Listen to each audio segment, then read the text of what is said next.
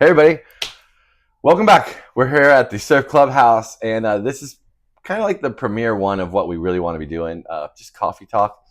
And this is Gordon Lawson. Gordon's kind of like my guy who started it all for me. I'll tell you a little bit about him, and then we'll expound on it. But basically, when I came to Cocoa Beach my first time from St. Cloud when I was like 10 years old, my dad brought me over, and Gordon was working at the shop at Natural Art down in South Cocoa Beach. You go, yeah, that's where I know that guy from, because he was there like 20 plus years. Was there a while. Gordon got me on the surf team down there.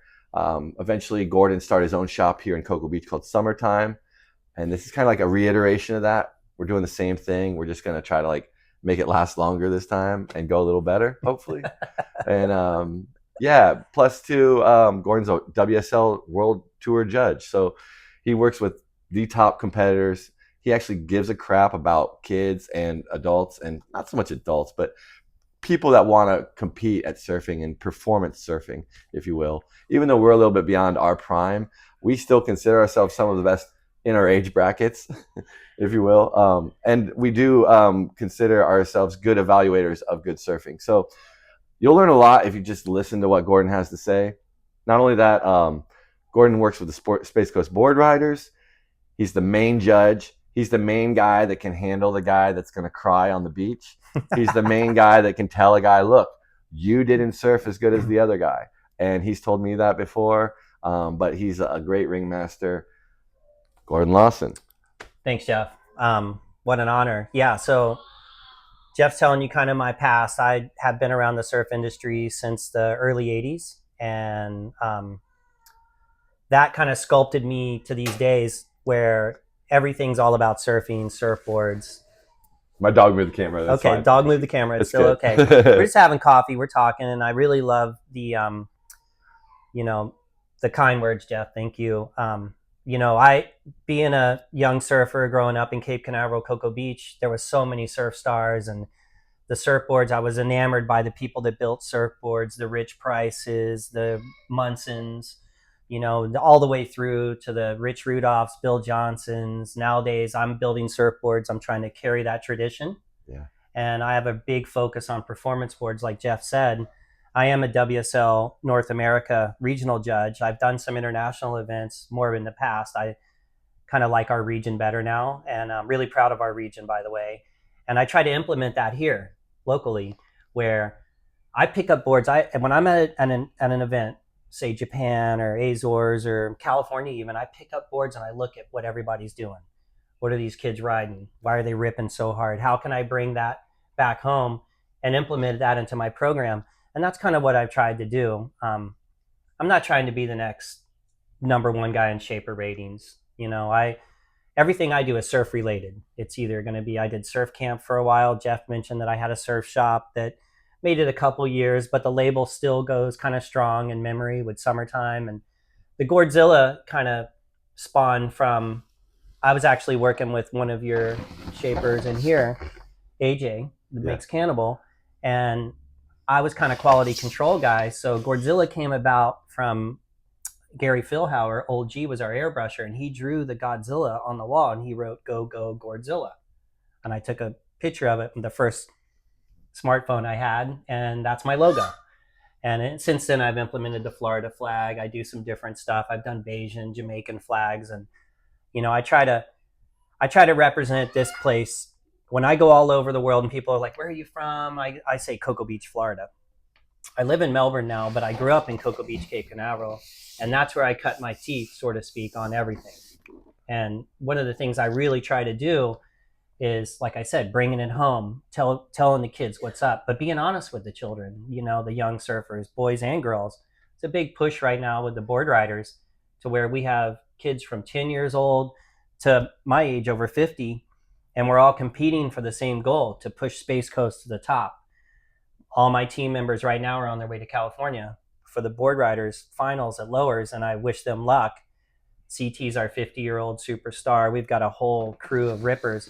And I actually make CT's boards, so I get to watch these guys. I think like 3 of the 4 main people are on Gordzilla's, right? Yeah, Teddy. Yeah, Teddy, Chauncey. Chauncey's not going, unfortunately. Okay.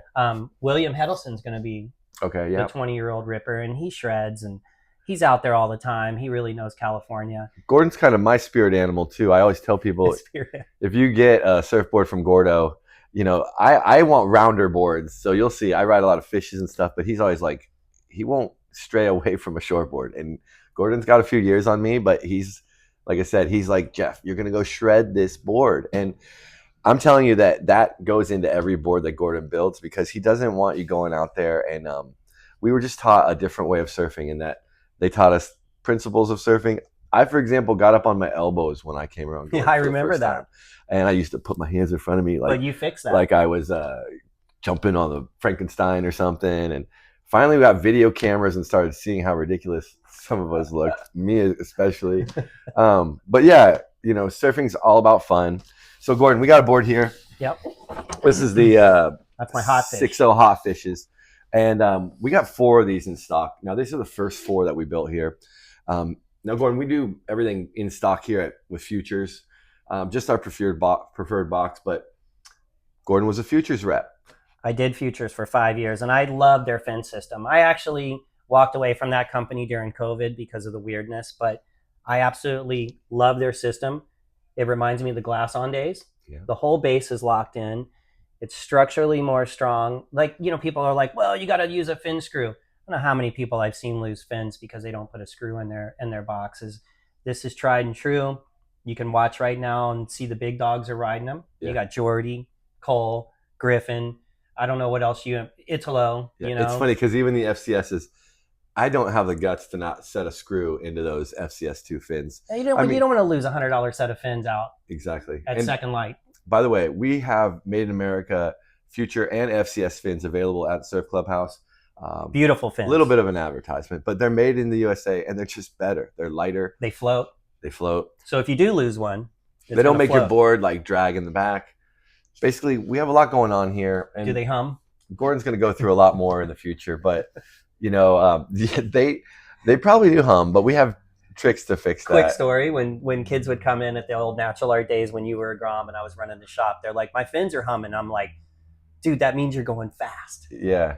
That was always my answer. Wasn't it like a sand the back thing too? The trailing edge. You just sand it a little bit. Yeah. Just a little vibration that makes it hum. But when I hear people say that, I'm like, whoa, you're going fast. Yeah.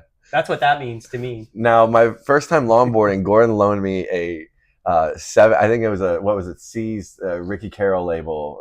C shapes, which is like pre-Natural Art pro shapes, and it already was broken in the nose. Just pre-qualifying the story, but I took the thing out, dunked it right into the bottom sandbar, came in with this thing flipped up like a pancake, crying, and you know, Gord's, you know, helped me put it back together for some other guy to do the same thing 3 weeks later. But yeah, surfing's all about having fun. We're going to bring surfing back to Cocoa Beach. You don't have to be like the best surfer to come here.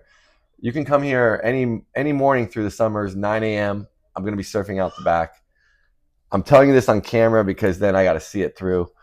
I got 2 kids right now. Gordon's is laughing because he's like, how are you managing 2 dogs and 2 babies and asking me to do an interview on the couch? And a retail shop. But it's worth it. Shop. It's honestly worth it. Coffee's good though. And you know, we also just are building surfboards that are like all locally made. You know, Gord's boards in particular are probably the most reasonably priced, best shaped performance boards in here. It's mainly because he does every step himself. $650, you can walk out of here with this board. You can put a traction pad on it for $700, and you can get a brand new set of drop fins with it for another $100. And yeah, we'll probably have Gordon do a couple more of those like model poses with some boards because everybody seems to like his rundown on boards. And we just appreciate you guys tuning in. And you got anything else you want to tell them? Just keep surfing and you know, enjoy it. Like Jeff said, it's all about who's having the most fun, not who wins the most world titles. Yeah, but right? you also should look good doing it, and we'll make you do that here at the Surf ClubHaus. Thanks for watching. Cool. Too easy. Boom. I got the 5 that time.